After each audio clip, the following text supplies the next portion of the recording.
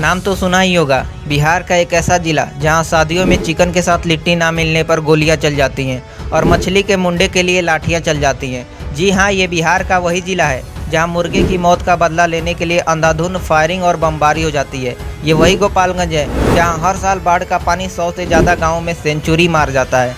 और जब गोपालगंज की बात आती है तो हम थामे मंदिर को कैसे भूल सकते हैं, जो गोपालगंज हेडक्वार्टर से सिर्फ 6 किलोमीटर दक्षिण में स्थित दुर्गा माता का एक मंदिर है, जहां हर साल लाखों टूरिस्ट माता रानी के दर्शन के लिए थामे पहुंचते हैं। थामे मंदिर गोपालगंज में सबसे ज़्यादा विजिट किया जाने वाला टूरिस्ट प्लेस है, जहां हर साल मार्च अप्रैल के महीने में एक बड़े मेले का भी आयोजन किया जाता है। तो आप जब भी थामे जाओ तो थामे का पोड़ुकिया खाना मत भूलना, क्योंकि जितना फेमस बिहार का लिट्टी चोखा है उससे कई गुना ज़्यादा फेमस थामे का पोड़ुकिया है।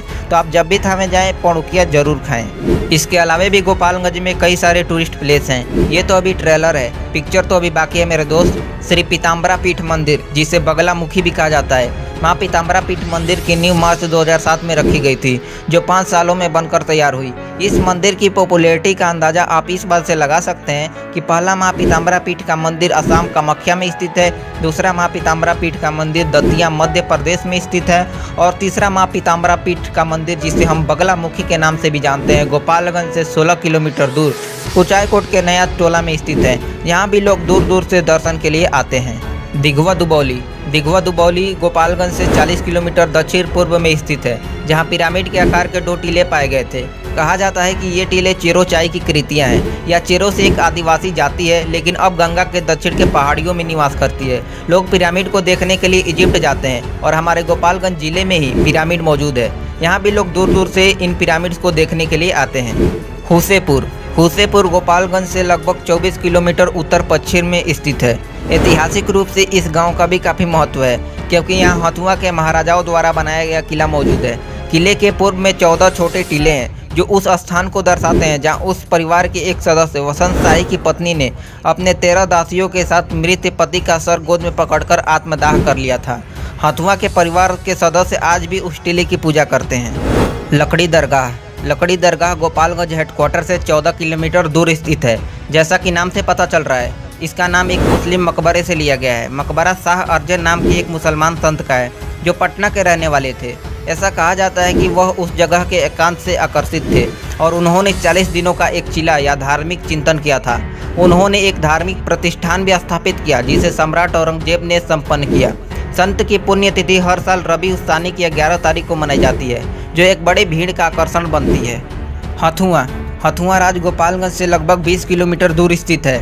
पुराने ज़माने में गोपालगंज जिला हथुआ राज के अंतर्गत आता था, जहां आज भी आपको हथुआ के राजा द्वारा बनवाया गया पुराना किला, पैलेस, शीश महल, सुरंगें, गोपाल मंदिर इत्यादि आज भी देखने के लिए मिलती हैं।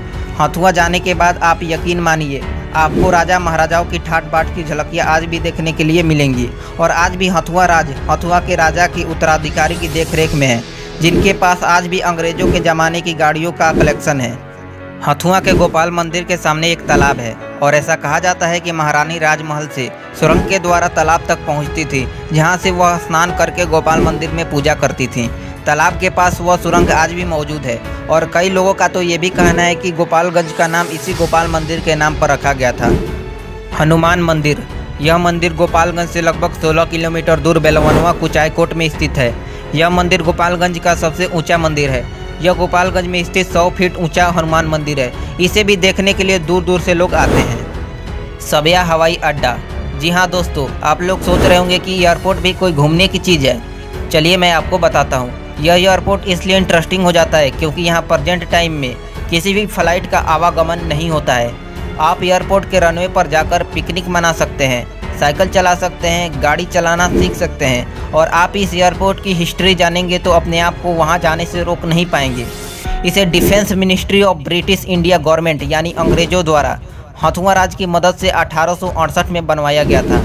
यह एयरपोर्ट 517 एकड़ में फैला हुआ है, जहां पर इस समय एयरपोर्ट की कुछ ज़मीन पर लोगों द्वारा अतिक्रमण कर लिया गया है। सबिया हवाई अड्डा डिफेंस के लिए काफ़ी सेंसिटिव है, क्योंकि यह चाइना बॉर्डर के करीब है। इस एयरपोर्ट का उपयोग वर्ल्ड वार 2 में ब्रिटिश एयरफोर्स और व्यक्तिगत उपयोग के लिए हथुआ राजशाही परिवार द्वारा किया गया था। लेकिन वो कहते हैं ना, अंग्रेज़ों द्वारा बनाए गए पुल आज भी मजबूती के साथ खड़े हैं। लेकिन आज की इस आधुनिक युग में टेक्नोलॉजी का यूज करके बनाया गया पुल इनॉग्रेशन से पहले ही टूट जाता है। सबिया एयरपोर्ट का रनवे इतने सालों बाद भी आपको सही सलामत मिलेगा। आप चाहें तो सबिया एयरपोर्ट जाकर घूम सकते हैं। यहाँ पर मैं आपको एक नोटिस देना चाहूँगा, यदि आप सबिया एयरपोर्ट घूमना चाहते हैं तो जल्दी कीजिए, क्योंकि काफ़ी सालों बाद सबिया एयरपोर्ट को उड़ान योजना के तहत रीडेवलपमेंट करने की मंजूरी मिल चुकी है। हो सकता है कि बाद में आपको वहाँ एक आधुनिक ज़माने का बड़ा एयरपोर्ट देखने के लिए मिले, तो जल्दी करें। और आप जब भी सबिया जाएँ तो सबिया का गाजा मिठाई खाना बिल्कुल मत भूलिएगा, क्योंकि जितना फेमस थावे का पौड़ुकिया है उतना ही फेमस सबिया का गाजा मिठाई है। तो आप जब भी सबिया जाएँ तो गाजा मिठाई जरूर खाएँ। अरे यार रुको जरा, सबर करो। क्योंकि गोपालगंज की बात चली है तो दूर तक जाएगी। तो चलिए हम थोड़ा गोपालगंज की हिस्ट्री और ज्योग्राफी के बारे में जान लेते हैं। इतिहासकारों का मानना है यह स्थान वैदिक युग के दौरान विदेह के राजा के अधीन था। आर्यकाल के दौरान यह वामन राजा चेरों ने यहाँ शासन किया। उस समय के शासकों को मंदिर और धार्मिक स्थल बनाने का शौक था। यही कारण है कि गोपालगंज में इतने सारे महत्वपूर्ण मंदिर और धार्मिक स्थल हैं, जैसे थावे का दुर्गा मंदिर, माझा का किला, देगवा दुबौली का वामन गांधी तालाब, सिरसिया के राजा मलखान का किला, कुचायकोट जैसे बहुत से धार्मिक स्थल देखने के लिए मिलेंगे। गोपालगंज के लोग हमेशा सुर्खियों में रहते थे। राष्ट्रीय और सामाजिक कारण, जिसमें स्वतंत्रता के लिए संघर्ष, जेपी आंदोलन, महिला शिक्षा के लिए आंदोलन, बंकटा के बाबू गंगा विष्णु राय और बाबू सुंदरलाल के नेतृत्व में कर का भुगतान न करने और 1930 के निषेध के खिलाफ आंदोलन। 1935 में पंडित भोपाल पांडे ने देश की आज़ादी के लिए अपने प्राणों की आहुति दे दी थी। महाभारत काल के दौरान यह क्षेत्र राजा भूरी सर्व के अधीन था। 13वीं और 16वीं शताब्दी के दौरान इस स्थान पर सुल्तान गयासुद्दीन अब्बास और बाबर का शासन था। चलिए अब हम हथुआ राज के इतिहास के बारे में कुछ बात कर लेते हैं। हथुआ राज भूमिहारों के बगोचिया वंश से संबंधित था। इस राज्य में 1365 गांव शामिल थे और 3,91,000 से अधिक लोग निवास करते थे। हथुआ राज्य में 4 सीटें थीं। यहाँ राज्य की सीटों में हुसेपुर, कल्याणपुर, बलचौरा और बगोच शामिल थे। कल्याणपुर 16वीं शताब्दी में मुगल सम्राट अकबर के अधीन था। चलिए फिर से आते हैं हमने गोपालगंज जिले पर। 19वीं शताब्दी में बंगाल के विभाजन के बाद वर्तमान समय के उड़ीसा और बिहार बंगाल के अंतर्गत आ गए। गोपालगंज 1875 तक केवल एक छोटा सा गांव था। उसी वर्ष यानी 1875 में गोपालगंज को सारण जिले का एक अनुमंडल बना दिया गया। गोपालगंज 2 अक्टूबर 1973 को एक स्वतंत्र जिला बना। जिला मुख्यालय गोपालगंज शहर में ही स्थित है। गोपालगंज पहले सारण जिले का एक हिस्सा था, जिसमें छपरा, सिवान और गोपालगंज शामिल थे। 18वीं शताब्दी में यह हथुआ राज्य द्वारा शासित था और ब्रिटिश शासन के तहत यह 19वीं शताब्दी के प्रारंभ तक बंगाल प्रांत का एक हिस्सा था। गोपालगंज पूर्व में चंपारण और गंडक नदी से, दक्षिण में सिवान जिले से और उत्तर पश्चिम में उत्तर प्रदेश के देवरिया जिले से घिरा है। गोपालगंज जिले में 14 प्रखंड, 1534 गाँव और 5 कस्बे हैं। 2011 की जनगणना के अनुसार गोपालगंज जिले में 4,13,044 घर हैं, जिनकी जनसंख्या 25,62,012 है, जिनमें से 12,67,666 पुरुष हैं और 12,94,346 महिलाएं हैं। 0 से 6 आयु वर्ग के बच्चों की संख्या 4,49,530 है, जो कुल जनसंख्या का 17.55% है। गोपालगंज जिले का सेक्स रेशियो 1021, यानी गोपालगंज जिले में 1000 पुरुषों पर 1021 महिलाएं हैं। गोपालगंज जिले का लिटरेसी रेट यानी साक्षरता दर 53.98% है, जिनमें से 62.63% पुरुष लिटरेट हैं और 45.51% महिलाएं लिटरेट हैं, यानी पढ़ी लिखी हैं। गोपालगंज जिले का कुल क्षेत्रफल 2033 स्क्वायर किलोमीटर है और पॉपुलेशन डेंसिटी 1260 पर स्क्वायर किलोमीटर है। टोटल पॉपुलेशन में से 6.35% पॉपुलेशन शहरी क्षेत्रों में रहती है और 93.65% पॉपुलेशन ग्रामीण क्षेत्रों में रहती है। Fact about Gopalganj. पहला, गोपालगंज बिहार राज्य में पॉपुलेशन के मामले में 21वें और क्षेत्रफल के मामले में 26वें स्थान पर है। दूसरा, जनसंख्या की दृष्टि से प्रति स्क्वायर किलोमीटर गोपालगंज राज्य का 13वां घनी आबादी वाला जिला है, जहां पर स्क्वायर किलोमीटर 1260 व्यक्ति रहते हैं। तीसरा, गोपालगंज सेक्स रेशियो यानी पुरुषों पर महिलाओं की संख्या के मामले में प्रथम स्थान पर है। चौथा, गोपालगंज राज्य के चाइल्ड सेक्स रेशियो के मामले में 6ठे स्थान पर है। पाँचवा, गोपालगंज में 1534 गाँव में से 139 निर्जन गाँव हैं। निर्जन यानी जहाँ कोई भी नहीं रह सकता। छठा, दिघवा गांव जो बैकुंठपुर प्रखंड के अंतर्गत आता है, सबसे अधिक आबादी वाला गांव है, जिसकी जनसंख्या 21,100 है। और रेनीमठ गांव जो भोरे प्रखंड के अंतर्गत आता है, सबसे कम आबादी वाला गांव है, जिसकी टोटल जनसंख्या केवल 1 है। सातवां, गोपालगंज जिले में कुचायकोट प्रखंड में सबसे ज़्यादा यानी 222 गाँव हैं और सिधवलिया प्रखंड में सबसे कम यानी 50 गाँव हैं। आठवां, रामपुर तेंगराही का क्षेत्रफल, जो गोपालगंज प्रखंड के अंतर्गत आता है, सबसे बड़ा यानी 2428 हेक्टेयर है। और मान उर्फ बसंत छपरा का क्षेत्रफल, जो बैकुंठपुर प्रखंड के अंतर्गत आता है, सबसे छोटा यानी 2 हेक्टेयर है। 9वां, गोपालगंज में 6 विधानसभा और 1 लोकसभा सीट है। 10वां, गोपालगंज में बोली जाने वाली भाषाएं हिंदी और भोजपुरी है।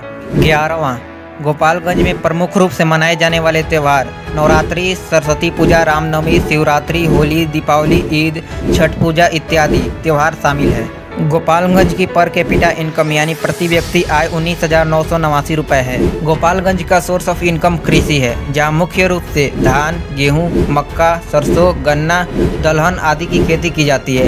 इंडस्ट्री की बात की जाए तो गोपालगंज में sugar industries, vegetable oil, irrigation आदि हैं, जो गोपालगंज, सासामूसा, सिधवलिया और हथुआ में स्थित हैं। दोस्तों, अब मैं जो आपको बताने वाला हूँ उसके लिए दिल को थाम के रखिएगा और ज़मीन को पकड़ के रखिएगा, क्योंकि ये सुनने के बाद हो सकता है आपके दिल की धड़कनें रुक सकती हैं और पैरों के नीचे से ज़मीन खिसक सकता है। 2006 में पंचायती राज मंत्रालय ने गोपालगंज को देश के 250 सबसे बैकवर्ड जिला की लिस्ट में गोपालगंज का भी नाम डाल दिया। इसका मतलब यह है कि बिहार के 38 जिलों में से गोपालगंज BRGF यानी backward regions grant fund programme के तहत पैसा प्राप्त कर रहा है। BRGF प्रोग्राम में उन जिलों को शामिल किया जाता है जो इकोनॉमिकली रूप से बैकवर्ड होते हैं, पिछड़े होते हैं, गरीब होते हैं। जिन जिलों के पास इनकम का कोई सोर्स नहीं होता, उन जिलों को इस प्रोग्राम में शामिल किया जाता है। इसका मतलब यह है कि गोपालगंज के पास कोई भी सोर्स ऑफ इनकम नहीं है। सेंट्रल गवर्नमेंट की तरफ से गोपालगंज को फंड आता है, तब गोपालगंज के लोगों का गुजारा चलता है। और आप जब इकोनॉमी को देखने के लिए गोपालगंज की ऑफिशियल साइट पर जाएंगे तो वहाँ आपको कुछ खास नहीं मिलेगा, क्योंकि साइट पर आपको कुछ ऐसा दिखेगा ही नहीं जिससे आपको लगे गोपालगंज का भविष्य उजाले में है। क्योंकि वैसे देखा जाए तो पिछले कई सालों में कोई भी नई इंडस्ट्री गोपालगंज में लगी ही नहीं है जिससे ये कहा जा सके कि गोपालगंज में डेवलपमेंट हुई है। जो पुराने शुगर मिल्स थे, जो बाकी सारी छोटी मोटी फैक्ट्रीज थी, वो पुराने ज़माने से ही चली आ रही हैं और पुरानी ही अभी तक पड़ी हुई हैं, और उसमें से कई सारी बंद भी हैं। क्योंकि गोपालगंज की ऑफिशियल साइट पर कुछ सोर्स ऑफ इनकम के बारे में बताया गया है जो आपको भी सुनना चाहिए। पहला, जिसमें इन्होंने इंडस्ट्री के बारे में बताया है, जिसमें शुगर इंडस्ट्री, वेजिटेबल और इरिगेशन आदि शामिल है, जिसमें से कई सारी इंडस्ट्री बंद ही हैं। और ये तो सारी जो फैक्ट्रीज हैं ये पुराने ज़माने से ही चली आ रही हैं। तो आप लोग ये देख सकते हैं कि गोपालगंज में कोई भी नई फैक्ट्री नहीं बैठी है, जो पुराने ज़माने से चली आ रही है वही है, और नया डेवलपमेंट गोपालगंज में नहीं देखने के लिए मिला है। दूसरा, इन्होंने मार्केट के बारे में बताया है, जो 2 मेजर मार्केट है, गोपालगंज और मीरगंज मार्केट। इकोनॉमी का इन्होंने सोर्स ऑफ इनकम इसे बताया है, जो पुराने ज़माने से ये 2 मार्केट चली आ रही हैं, जैसा कि आप लोग भी जानते हैं। तीसरा सोर्स ऑफ इनकम इन्होंने बैंकिंग सेक्टर को बताया है, जिसमें वो सारे बैंक आ जाते हैं, central bank of India, SBI, सारे बैंक आ जाते हैं। तो आप लोग देख सकते हैं यही 3 जो मेजर पॉइंट है ये गोपालगंज की ऑफिशियल साइट पर दिए गए हैं। यही गोपालगंज के सोर्स ऑफ इनकम है, जिसमें आपको कुछ भी नया देखने के लिए नहीं मिलेगा। ये सारे पुराने ज़माने से ही चले आ रहे हैं और आप लोग इसमें कुछ नया नहीं देख पाओगे, और गोपालगंज में कुछ नया डेवलपमेंट हुआ ही नहीं है। वैसे तो देखा जाए तो गोपालगंज से 3 मुख्यमंत्री बिहार के रह चुके हैं, फिर भी गोपालगंज का ये हाल है। इसके अलावा साइट पर कोई भी डेटा मौजूद नहीं है। यहाँ तक ये भी मेंशन नहीं किया गया है कि गोपालगंज को सेंट्रल गवर्नमेंट द्वारा फंड दिया जाता है और ये बैकवर्ड जिला की श्रेणी में आता है। जब गोपालगंज की बात आती है तो हम राजनीति के टाइकून कहे जाने वाले लालू प्रसाद यादव को कैसे भूल सकते हैं। गोपालगंज से बिहार के 3 मुख्यमंत्री बने, लालू यादव, राबड़ी देवी, अब्दुल गफूर। फिर भी इन लोगों के होम टाउन गृह जिला का ये हाल क्यों हो गया, जिसे फंड लेकर गुजारा चलाना पड़ रहा है। और तो और हमारे लालू यादव जी सेंट्रल गवर्नमेंट में रेल मंत्री भी रह चुके हैं, फिर भी गोपालगंज के ज़्यादातर लोग सीवान और गोरखपुर के रेलवे का इस्तेमाल करते हैं। जब इन मुख्यमंत्रियों के होम टाउन का ये हाल है तो बिहार के बाकी जिलों का क्या हाल होगा, हम सोच सकते हैं। अब तो लगता है इन जिलों की हालत सुधारने के लिए आम जनता को ही पटना विधानसभा के बाहर पकौड़े बेचने पड़ेंगे। चलिए अब हम गोपालगंज जिले के कुछ फेमस लोगों के बारे में जान लेते हैं। लालू यादव, राबड़ी देवी, तेजस्वी यादव, अब्दुल गफूर। इसमें से तेजस्वी यादव को छोड़कर ये सारे लोग बिहार के मुख्यमंत्री रह चुके हैं। राम दुलारी सिन्हा या फ्रीडम फाइटर पूर्व केंद्रीय मंत्री और केरल की राज्यपाल भी रह चुकी हैं। आप लोगों ने अमेजॉन प्राइम की फेमस वेब सीरीज मिर्ज़ापुर तो देखा ही होगा, और हमारे कालीन भैया को तो जानते ही होंगे, जिनका असली नाम पंकज त्रिपाठी है, जो हमारे गोपालगंज जिले के रहने वाले हैं। आज पंकज त्रिपाठी बॉलीवुड के जाने माने स्टार हैं। प्रियंका सिंह यह एक भोजपुरी सिंगर हैं, जिनका सॉन्ग ज़्यादातर खेसारी लाल यादव की मूवी में आता है। अनु दुबे यह भी एक भोजपुरी सिंगर हैं, जो ज़्यादातर भक्ति गाने गाती हैं। राधेश्याम रसिया यह भी एक भोजपुरी सिंगर हैं, राधे श्याम रसिया जो 90s के ज़माने में भोजपुरी के सुपरस्टार थे, जो कि एक भोजपुरी सिंगर हैं, जो कुछ गलत आदतों के कारण अपने पॉपुलैरिटी को कायम नहीं रख पाए, लेकिन आज भी उनके फैंस उनको उतना ही पसंद करते हैं। आपने भोजपुरी का वो फेमस सॉन्ग लॉलीपॉप लागेलू सुना ही होगा, जिसे भोजपुरी के सुपरस्टार पवन सिंह ने गाया था। उस गाने के लेखक, जिनका नाम जाहिद अख्तर है, गोपालगंज के ही रहने वाले हैं। वो कहावत कहते हैं ना, एक बिहारी सब पे भारी। वेवल राम कलावन जो गोपालगंज जिले से ही है।